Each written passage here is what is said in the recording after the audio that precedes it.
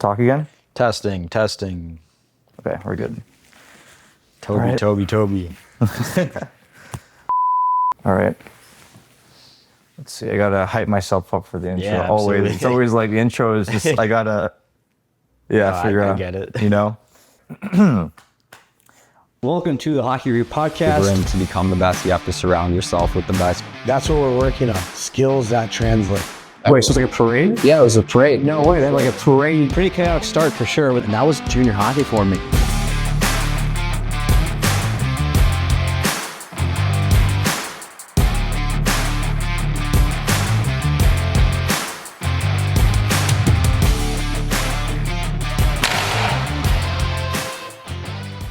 What's up, hockey players and parents? Welcome back to another episode of the Hockey Review Podcast. Today, we have a very special guest. We have current Arizona player and hockey content creator, Hunter Friesen, joining us. How's it going, man? Thank you for having me. Yeah, glad you're here. Awesome, man. I mean, well, this is sick being in Arizona and getting some guys out here. I actually interviewed a referee buddy that was just before this, and because we're all on this reffing trip out here, and I kind of just hit you up, right? And we're like, let's do it. So Yeah, no, absolutely. glad you're here on with us to share your stories, your career, your experiences, and so let's get into, I guess, where you started playing up in Manitoba, is it right? Yeah, I mean, my career's been hectic. It's been long. So I wouldn't say I really started competitive hockey. I mean, I always played competitive hockey, but my first big jump outside of Manitoba was when I was 15. I played for Pursuit of Excellence Hockey Academy. They're now known as RHA. Like, the Rink Hockey Academy bought them out. But that's when I was 15. So I moved away from home across the country when I was 15. So it's been chaos from there, but yeah. That's where I guess launched your more serious part of your career. Yeah, right? absolutely. So I made my first jump, and I played, which was the CCSHL, so the Canadian Sports School Hockey League, and that's pretty much the best hockey you can play at that age in Canada. So that's when I was 15. I lived in a billet home, went to high school, 10th grade high school, so pretty cool experience. At that high school, we played, we do 2-hour blocks per day. So we were in hockey or school? School. So it was pretty cool. We're in school 2 hours a day. The rest is us hockey training, which is pretty awesome for someone that age. So depending on your schedule, each team at that program, we have, whether you're in the gym at 8 a.m. or you're on the ice at 8 a.m., it kind of switches depending on the team you're on. Then we go to school for 2 hours, and then we finish off the day either in the gym or on the ice, depending on your schedule. And then we have an hour or two of off-ice training, like stick handling and shooting. So from 8 a.m. to 4 p.m., it's just straight hockey and then a little bit of school, which is awesome. That's awesome. That's the best. Yeah. Just ton of hockey. We love that. So it looks like it was a very structured program. You had your block for school for hockey. It's a little bit different than a regular prep school, though, right? Yeah, it's more. absolutely. You would say it's more hockey focused. Yeah, it's an academy, right, with a little bit of school, which is the dream at that age. Yeah, I mean that's where you develop on the ice. I'm sure. Yeah, I'm sure a lot of good players have come from that. Yeah, lots of NHL alumni. Yeah. Lots of WHL people. I remember the year before I went there, the Bantam Prep team had, I think, 15 WHL draft picks on a single team. Yeah. Wow. They even made a documentary about it. It's on YouTube, yeah. Wow. But then from there, you went to another prep type academy. Yeah, so Shattuck-St. Mary's, right? So yeah, from there, I made the jump to Shattuck-St. Mary. That was my first year in the U.S. That was 11th grade. I think I was 16 years old.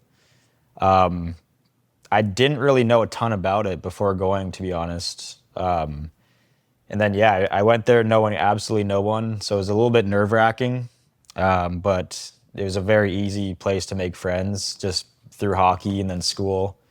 And yeah, that's a dream school. I mean, at the age of 16, I don't fully know. When I was there, I didn't fully know like how amazing that place was until I look back at it. Just an absolute dream place to play hockey, similar to Pursuit of Excellence. But Shattuck is like a Hogwarts of a school. There's Right. tons of YouTube videos about the school and the tour, but yeah, it's pretty much a Division One place facility with trainers, coaches. They have cold tubs, hot tubs, state of the art gyms, and obviously the top level talent there. It's a crazy place to play. I was like gonna ask you, what do you think makes Shattuck so different? Because I know, like, if you look at the numbers, if you look at everything, it's just so consistent. They're so consistent with winning, but also advancing players. Like, what do you think makes Shattuck Yeah. so different in your So- experience being there? I don't know exactly what they did at the very start, but now players can look at the history of who's been there. And if they're looking back at who's been there, they're seeing constant results. I think it's an easy place to go now, but originally back when like Crosby or Taves was there, I don't know exactly what made them go there. But now You can obviously see the results. Yeah. And who's come out of it. So let's say players now going there, they see obviously the history of who's been there, but also if you just walk through the place, there's tons of videos on YouTube, like I said, but it's a state-of-the-art facility with beautiful equipment. It's a beautiful school, so the education's amazing. They have 2 arenas in there. They have a track. They have amazing coaches and athletic trainers. But yeah, to answer your question earlier, I don't know exactly what made it so good. I haven't learned that part. Interesting. So, I mean, I just look at the numbers and I just see like, wow, they're doing Yeah. something right there. Yeah, 'Cause like they're so consistent. Yeah, you know? absolutely. After Shattuck, though, what was next? So after Shattuck, I made another jump. That's when I played Des Moines Buccaneers U18. It was previously known as the Iowa Wild. And my whole reason of going there was, like, I wasn't on the Shattuck prep team. And if you're on the AAA team, you don't really have a shot at nationals. It's just how it works. You can't really have 2 teams at the same place make nationals. So I as a Canadian, I always wanted to play for the national tournament. So that's why I went to Des Moines Buccaneers. It's a great program as well. Their coach is phenomenal at moving players to the NAL and up like the junior hockey leagues, and that was my whole goal. Because when I was at Shattuck for the AAA team, my top players, they didn't have any NAL, like they didn't move up. Which was weird for some reason, but that was my whole goal as well. So you want to go to a place that kind of helped you, or that you saw Yeah. could help you move up better or faster. Yeah. And that coach is very good at moving players up, and it worked for me. After Iowa, I played MJHL, which is Junior A in Canada. But to talk a little bit about the Buccaneers, it was a phenomenal year. That's actually where my whole content creation started, was 2019, 2020. That's when I was there. So we had a teammate, Luke Westfield. He started filming us like before the games and on trips. We were in our suits and we were on the bus, and he just started recording our outfits and stuff. And sure enough, they took off. Like I don't even think I had TikTok at the time. And these videos just started Yeah, taking off. It was a very new concept to all of us, and yeah, they would just blow up. So I just started hopping on myself, doing similar content, hockey stuff, and yeah, I lived in a billet home in Iowa with a guy from Canada as well. He's a Frenchie.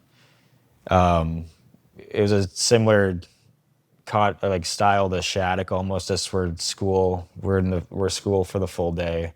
God, and then you go to hockey after, Yeah, right? and then we go to hockey. Because practice is always in the afternoon to evening, right? Yeah. At yeah. Shattuck, and it looks like in Des Moines too, right? Yeah, Des Moines was after school, so we would go to school just like a normal high school student would, and then go to practice, and then weight lift a little bit.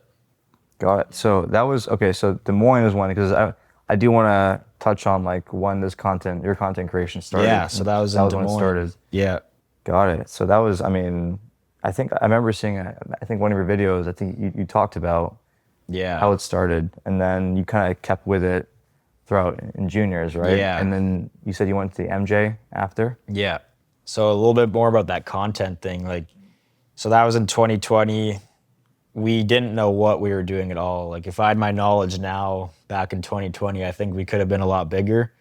We were kind of posting like twice a month at the time, which isn't very good. Right. But all our videos would like hit, like hundreds of thousands to millions of views. And then I started hopping on doing my own stuff.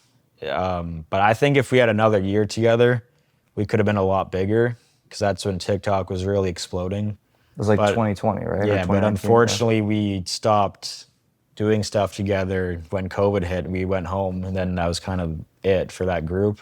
There was about 4 or 5 of us that were always in the videos and constantly getting tons of views. I had like 10,000 followers in my first like 2-3 posts just from getting tagged through Luke stuff. Really? Which is crazy. You don't see that much anymore. But yeah, after that, we went home for the summer. And then that's when the MJHL, the Selkirk Steelers, they called me one day. And he's like, we're going to list you, which basically means like you're almost signed to them without actually being signed. It's like you're protected or something Yeah, by them? we're protected by them, exactly. Got it. So trained all throughout the summer, and then when fall hit, we went through camp, and then I made the team. But that was a very short season for COVID because we were shut down. Yeah. I think we played, I want to say 4 games. I kind of forget at the time, but we played like 4-ish games, and then that was it. We kept getting alerts saying like, we don't know what's happening. You guys could be playing in next week. And then it kept getting pushed to like 2 weeks. And then eventually come Cancel, January, right?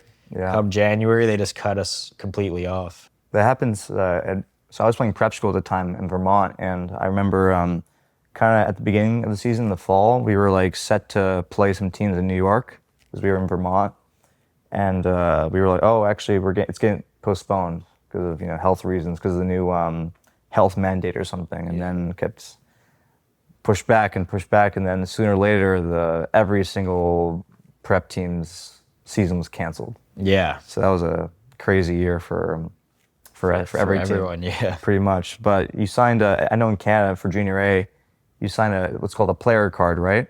Is that what you sign? For the MJHL For the contracts? MJHL, yeah, it's called a player card. I don't know. That might be a new thing, but I think at the time, Oh, unless I it see. is, but we just signed a basic contract. Yeah, because I have a buddy who played in the CCHL. That was what he called. They signed a player card. I'm not sure. Unless Maybe that it was is the different name. back then. Yeah, I don't know. I see. And then so the MJ. I mean, the jump from AAA to junior, right? How was that? How did you handle that jump? I'm sure it was like a It big was learning tough curve, for yeah. sure. Like I was pretty underweight. I think I was like 150 pounds at the time. Most guys are like 200 to like Ooh, yeah, 170. that's a big difference. Yeah. So being a 17-year-old kid playing with those big guys in the MJHL, it was tough. That first year though, my first 4 games, it wasn't bad. I think I had like 3 points. So I don't know, at the time it's not bad as a Young kid, as right? a rookie. Yeah. Yeah, in 4 games-ish. So, but yeah, it was tough. They're big boys. The MJHL is known to be a very physical league, lots of fights, at least at the time. So it was tough, but I handled my own. Like I was always a fast kid, so the speed wasn't like extremely hard. It was more like the physicality and the skill, So that was what? the shooting power. Yeah.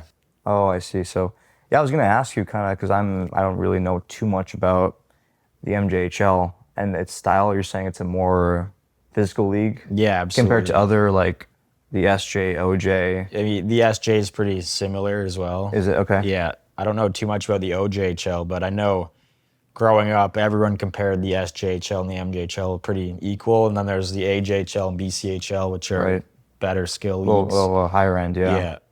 But right now, the MJHL, the Niverville Nighthawks, they just won the entire league. So Yeah, that's right. They won the CJHL.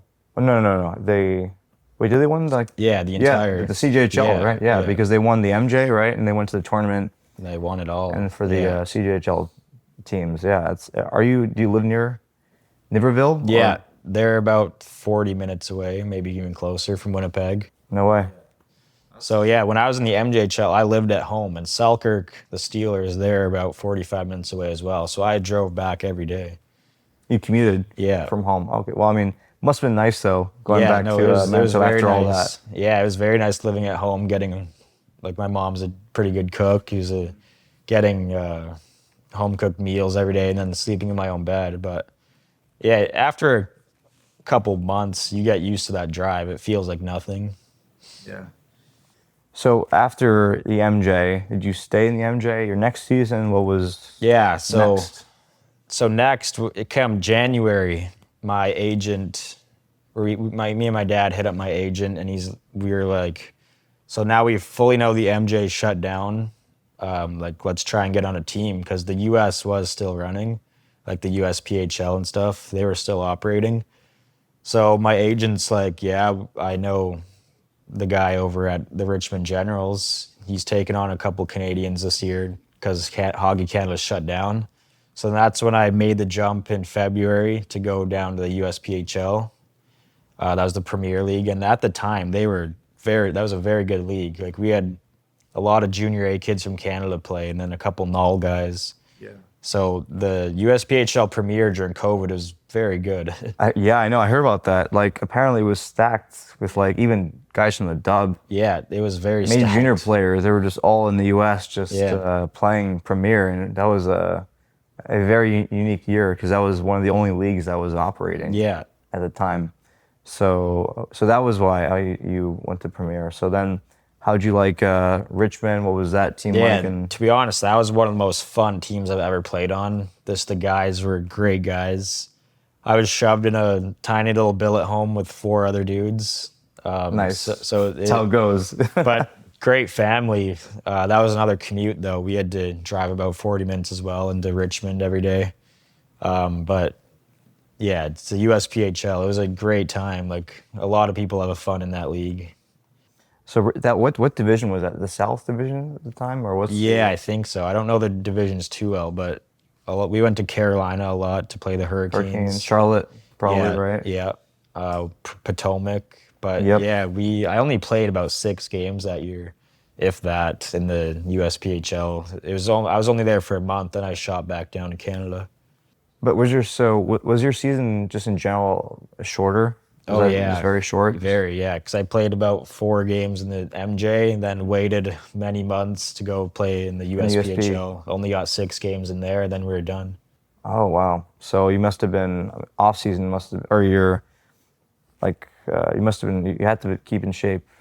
I mean, I tried, but could you skate in Canada? No. Like rinks were shut down. Yeah, right? the only time I skated was on the outdoor rinks, and I thought I was in decent shape at the time, but having my first practice in Richmond, I was horrible. Like, my lungs were just gone because you can't even do cardio really in Canada. The gyms were shut down. It's winter time. You can't go running really. It's minus 40 in Winnipeg, so I was extremely out of shape. But I thought I was in okay shape just through the outdoor rinks. I was skating a lot, but it didn't translate when it come to real hockey. Damn. So it must have been nice though after that season kind of was a wash for a lot of people, I'm sure. Like, when the next season came around, what was your next team? Yeah, so that's when the whole vaccines came out and stuff. Hockey Canada was strict on vaccines, and I made the choice not to get one, so I shot down back with Richmond for a little bit. Started the year with Richmond again, and then played, I think, another 6 games there, and then that brought us to around December where Hockey Canada kind of lifted the mandates a little bit. So I called up my old coach, and he's like, that'd be awesome if you came. We're dealing with injuries and stuff. We would need you. So I quickly packed up my bags in Richmond and drove 20 hours down back to Winnipeg. It's a long drive. Yeah, my mom flew down to Pittsburgh, and I picked her up in the airport just for her to drive home with me. And then, I hopped back on my old team in Selkirk and then finished the year with them.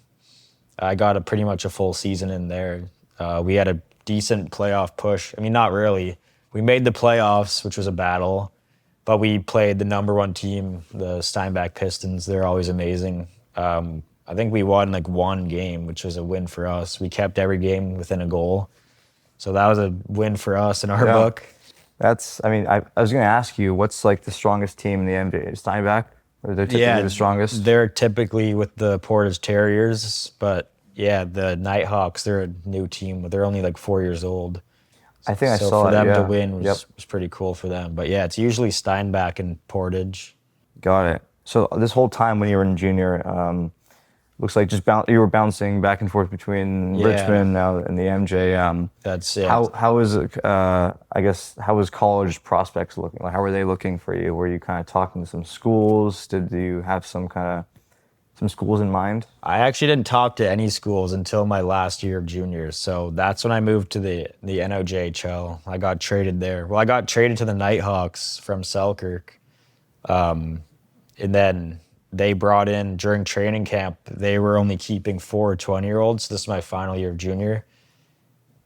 During training camp, they brought in 2 WHL kids that got cut, and they kind of took my spot. Yeah. That's how it goes in junior. Like a new team like the Nighthawks, they're really trying to strategize on who they're keeping, and they only wanted 4 20-year-olds. So there goes my spot. I can't really compete with those WHL kids. Yeah. And so then I was like, I think this is August-ish, maybe even later. And for like 2 weeks, I had no idea what I was going to do. I was just kind of waiting by my phone for a little bit. And then I was getting texts from some teams, like teams I wasn't really interested in, like pretty bad leagues. And then I finally got a text from the NOJHL, the Espanola Paper Kings. And even at the time, I was like, I don't want to go there. Like, I'd rather stay in Manitoba or a better junior league. But that was honestly one of the best decisions I've ever made, because that was like my favorite year of hockey, was going to the NOJHL. I was getting top minutes. I was on like the power plays, and that's just something I haven't had in the MJHL. I was always just playing 4 or 5 minutes. But yeah, I played in the Espanola Paper Kings, which is awesome. I've made some of the best friends I've ever had on that team. And yeah, that was your transition from Manitoba or the MJHL to the NOJHL. yeah. So would you say that, how comparable are those leagues? I'm sure they're different, right? They're different in skill and style. That was a pretty unique league, because the team I was on, at least, we were affiliated with the Sudbury Cubs, the Wolves, which is the OHL team. Right? Yeah. So we were affiliated with them, which means we have a lot of OHL prospects on our team, which is pretty cool, because like, sure, the gap is there. They have really good guys that are like OHL prospects, and then you have some pretty bad kids. And then from there, it's like whatever. So there's actually a noticeable gap. Yeah. Interesting. It's a unique league where you could, if you're a good player, you'll dominate that league. But yeah. Interesting. So because I was like, I've never really known too much about the NOJHL. I know one guy who went to go play for the Kirkland Lake Gold Miners.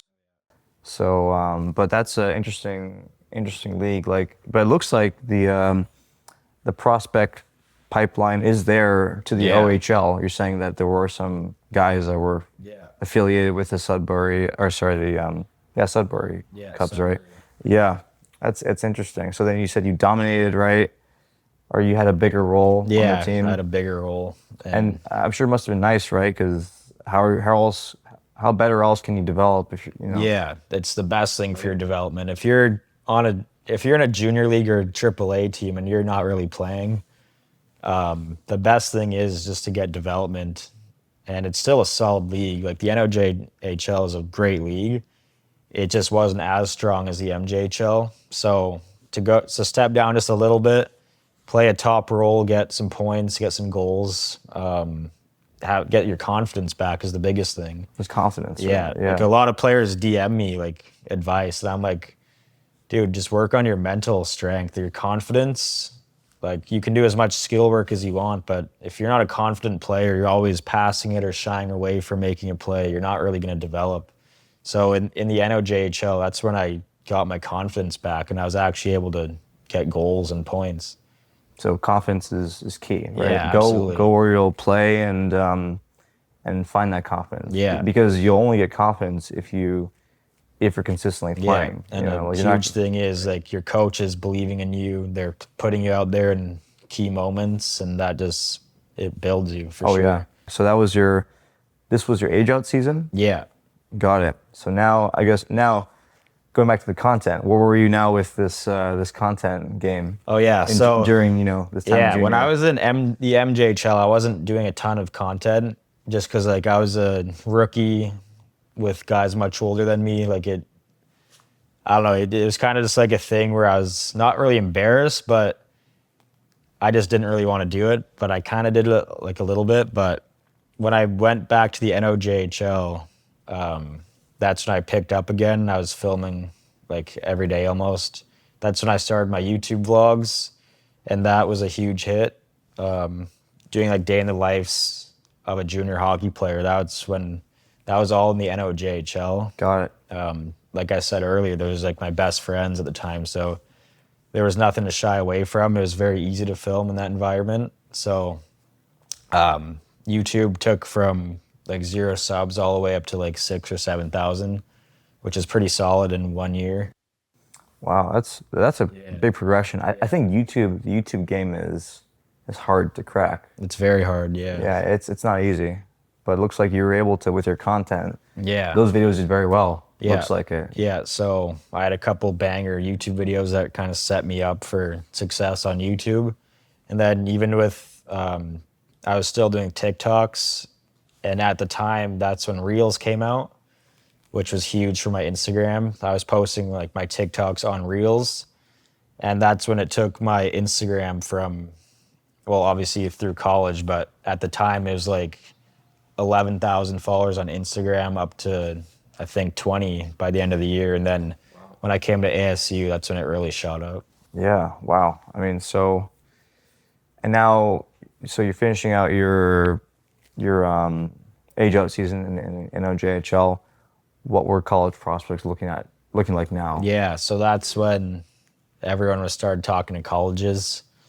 My main goal was to always play like D3. A couple of my teammates were talking to like Boston, like not college, but UMass Boston. UMass Boston, right? Yeah. And then we were all just like texting each other, like, what do you have? Who's reaching out to you? And at the time, I was like sending emails to a lot of coaches. And I did have a couple coaches interested, but it was like not somewhere I wanted to play. My older brother played college. He played for Wisconsin Superior, Division III. So he kind of gave me advice saying like, go to somewhere you'll play, number one, and go to somewhere you'll have fun for 4 years. Because you can get stuck in a little Division III town for 4 years and you may not even play. You might hate your life living there for 4 years. So yeah, I wouldn't. So personally, for me, I mean, I wouldn't really want to go to a middle of nowhere town. Yeah, that's like freezing cold, not play. Because not where that's you wanna exactly go. what he did. He's a great player. He's a big defenseman, and he got stuck with a coach who just didn't play him for some reason. Politics plays a big role in hockey, no matter what level you're at, and a lot of players worse than him were getting his ice time, and he just gave me the advice of go somewhere you'll have fun and go somewhere you'll play.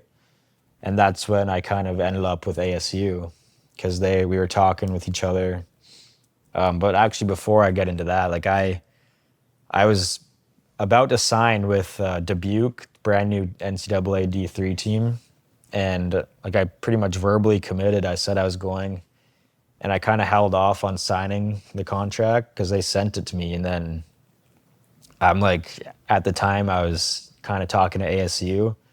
So I waited to go to the summer skate, the prospect camp, and check it out, play a little bit, like at ASU. And then sure enough, like I obviously made the team. And then I never really looked back at Division III. I'm like, this is where I want to go. It's a beautiful campus. It's obviously in Tempe. Right. Like, how could you really say no to that compared to being in Dubuque, Iowa? So, yeah, that's kind of how I ended up at ASU. Yeah, well, fun fact, I mentioned this earlier, I was at that same camp. Yeah. That same year, I was talking to Coach Austin Klein. Yeah. And because I was considering playing for ASU as well, and I was at the camp. Camp was wrapping up. We had exit meetings, and this is when I got the email from UCLA of how you got off the wait list. So I was like, better hockey or better school. I ended up choosing UCLA. Yeah. Better academics. Worked out. I love it there. But yeah, fun. Yeah, Fun fact. could have been I- teammates. We could have been teammates actually. That would have been cool. Yeah. But yeah, not a bad spot to play, I will say. So and now going to ASU, right? Now you're, I guess, still doing content, right?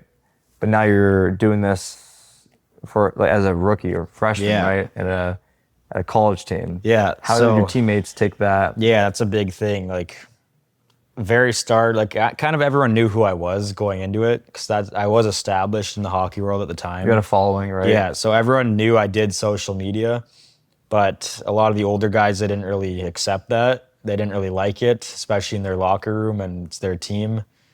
And I do take hockey very serious, but I also take social media pretty serious because it does make money and it is a real career. So, like after practice, I would be filming. And I don't want to say everyone was against it. I do have a lot of teammates who did, like, they liked it. They liked being in the videos. So I did have a couple helpers get in my videos, and it just makes it easier to have other guys in it, especially with the things that I was going viral with was a lot of like lip syncing, Kardashian trends, day in the lives. All that stuff's a lot easier with someone to be in it. So it wasn't all chaos, but I went pretty hard the first year, even like with all the older guys like not really wanting me to do it. I did try my best, and that was like my biggest year I've actually ever had. I shot from, on Instagram at least, from around 20,000 up to like 60 by the end of the year, which is a pretty big jump. And then YouTube, my views were good, but I didn't really gain a ton of subscribers. I only may have gained 2,000 subscribers, but filming like day in the lives and stuff, YouTube went well as well. But yeah, that was kind of my first. That was your first year, yeah, at ASU, and then I guess now the hockey part, right? How was the jump to the ACHA level from junior A? Yeah, so from the NOJHL, I would say it's pretty similar, just bigger bodies, a little bit better skill. Like if you look at if you look at ACHA rosters, it is a lot of, it's junior A combined with like USPHL combined with NOJ. It's a very big mix. It's a very diverse league. At the time, like now you see a lot more NCAA guys actually going to the ACHA because of the whole WHL transfer into college. It's taking a lot of people's spots away. The trickle-down effect, right? Yeah, so I have a ton of players that I used to play with that are just friends from Winnipeg that were committed D1. Now they're just playing like U Sports in Canada because their spots were filled by WHL kids. Or they're going down to the ACHA, which is, it's great for our league. It's really helping our name get out there. You see like UNLV, they're getting lots of like Division I transfers. GCU and Minot, they're playing NCAA team scrimmages. I saw that, yeah. So it is really helping our league. But yeah, like the shift from juniors to college, it wasn't as hard as I'd say like going from AAA to junior. Yeah. Just because when you're 20, I was 20 when I came to college, so I was a bit more filled out and like matured. I was a bit smarter, like I was in the gym more, so the jump wasn't as hard, I'd say. But when you were in junior, did you take any classes, or were you just doing? No, I was strictly the no school option. I was strictly junior, just strictly hockey. Strictly hockey. I didn't work or do school. It was honestly like the best times of my life. Yeah, I did the same thing. My first year of junior, I did that, and yeah, it's fun. But I'm sure the transition to ASU to school must have been like, shoot, I gotta now do schoolwork. That could have been maybe would you say a bigger transition than the hockey part? Yeah. Do you think the lifestyle changed, you think? Yeah, but it is With college classes, college classes, the schedule at least is easier than high school because you don't have to be there from 8 to 3 or whatever. For me, I only had 1 or 2 classes a day, so it wasn't that hard of an adjustment. Just the homework and stuff. Exams, just like in-person exams, they're tough. But what I've really learned is pretty basic. Just study and you should be good. Yeah. So my freshman year, I didn't really study too much. I failed a math class, but we're good now.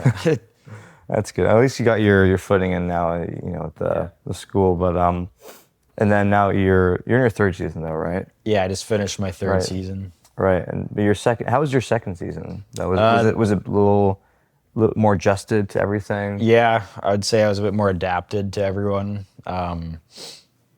It was pretty identical to my first season in terms of just like our schedule and stuff. Same coach, and I say that because we got a new coach this year, so it was a little bit different.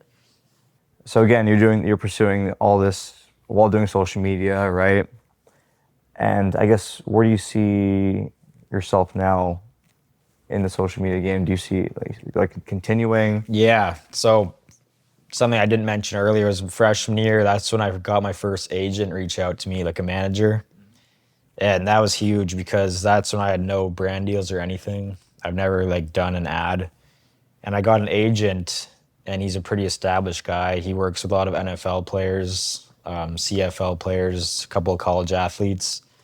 And that's when NIL was first kind of popping off. Like, you're actually allowed to get paid as a college guy now, which wasn't a thing in the past. So that's when I first started making money and getting brand deals, which was huge for me. Like, no one could really talk shit anymore. Right. Because now I'm actually getting paid. You make money from it. Yeah, exactly. It's a full-time job, I'd say. Yeah. So that's what really kind of helped me. It's like, now if I have a mission to grow more and get more views, you're obviously worth more to brands. You'll get paid more. So it all kind of like fell into my lap perfectly. It's like I have 4 years to try and get as big as I can and make as much money and following as I can. So you're set up after once you graduate. yeah, Right? and even if you don't really do social media full time, the people you meet, obviously like you and I, the people you meet while you're doing it could set you up for jobs and stuff. Connections. It sets you up. Yeah, connections it's a huge world. Even if you don't do it forever, you meet a ton of people. I think whatever I do, like, I'll be good. Yeah, like you're set up. Yeah, I mean that's what I'm trying to do with my platform too, the hockey review. Build it up while I'm still in college, and so I'm set up for once the time comes to once I graduate. So in the same boat as you, pretty much. So you see yourself just continuing and doing social media. Yeah, social media and business. I did start like a nasal strip company for athletes, so I am starting to get my foot in the door in the business world and build a company. So yeah, social media and then business, and then I might play a year or two of hockey in Europe after. Just continue the... Yeah, I was going to ask you, do you want to continue maybe in Europe? Yeah, so that's kind of my goal right now, is to get my foot in the door in Europe, because I do know a couple guys who went there, and everyone just highly recommends it. It's another like junior/college experience of just living the dream, playing hockey, having fun. Yeah. And now you're in Europe, so you're touring beautiful countries, and I've never been there, so... You've never been to Europe? Never. So never once. It's just it's another excuse to just fully live my dream and just travel around and play hockey. I mean, Europe is the best. I'm always there in the summer. I've never been. It's a fun time. You got to hit. So there's so many places to hit in Europe that are just like beautiful, and then playing hockey there is, But going back, I mean, staying on hockey, I guess throughout your whole career, what's always been something in a program that has really helped you the most develop? Like, what would you say is the most, I guess, crucial thing a program has had in the past in your experience that has developed you as a player? So I'd say the most important thing is the coach. The coach can make or break your career or season. I've had coaches that just don't even look at you, and it doesn't always have to do with your skill. It could just be for whatever reason. Whether they like certain guys more, they might hit more, they might, I don't know, it could be whatever. And some coaches, they just don't care to develop you. But if you have a coach who believes in you and plays you, and they might even not have to play you, but if they want to work with you in practice and develop you, that's just a huge thing as well. Just having a coach who cares about moving you on is the biggest thing. So that's the biggest thing you would say. Because you can control your workouts, shooting pucks off ice. That's kind of you can control that. But if you don't have a coach who believes in you or plays you and wants to move you on to the next level, you're kind of wasting your time playing for that team, in my opinion. So that's kind of what I experienced in the NOJHL. I had coaches who genuinely believed in me and thought I could help their team succeed. So they would work with me in practice and, actually coach me, drop stuff on the board, things I could do like during the game and in practice that'll help me as well as the team. So if you have a coach who actually wants to advance you, that's the best thing you could have. Got it. So the coach is the biggest factor in my opinion, in any program. Not so much the location, league, anything. Yeah. That's all kind of comes secondary. Yeah. And the coach is the most important. Yeah, in my opinion, because makes sense. Yeah, you could shoot pucks outside or go on runs and sprints and lift weights. That's kind of all on you. I mean, obviously having a strength and like skills coach helps, but I don't think that's everything. Got it. Okay. Well, I mean, this has been great, man. I'm glad. It's awesome here. Been amazing to hear your story and share it, and hopefully some guys listening and watching can listen, kind of relate to the struggles that you went through and what you're dealing with and your path. So thanks for coming on doing this this. is awesome. Thanks for having me.